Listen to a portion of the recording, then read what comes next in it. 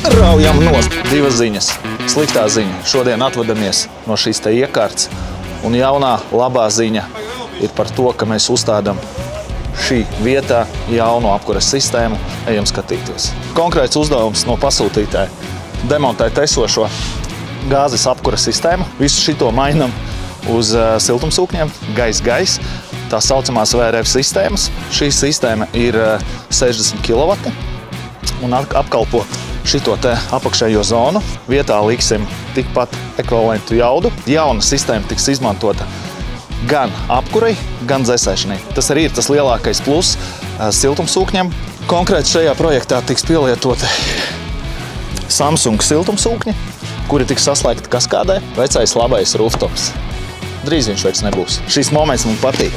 Raujam nost! Vairs nekādas gāzes. Paskatīsimies, kā izskatās lejā. Risinājums ir sadalīts divās zonās. Zona ar augstiem griestiem, kur ir uzstādīti kanala tipa sildītāji, dzēsētāji ar gaisa vadu sadalījumu. Un zemā zona, kur ir pielietoti kasetes tipa dzēsētāji, sildītāji. Vienā risinājumā gaisa vadi atrodas augšā un sadalījums ar difuzoriem. Kāpēc tāds risinājums šeit ir izvēlēts? Tikai tāpēc, ka šeit ir plauktu sistēma un šeit tiek organizēta kravas pacelšana gandrīz līdz pašiem griestiem.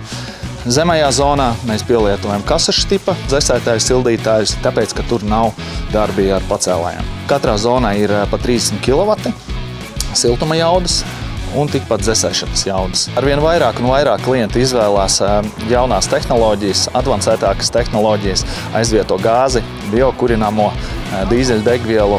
Mums ir arī viens jaunums. Mēs organizējam jauno struktūru vienību, saucās DC Power. Piedāvājam industriālos un komerciālos risinājumus gan apkurei, gan dzēsēšanai, elektroražošanai, lielās elektrostacijas virs 30 kW.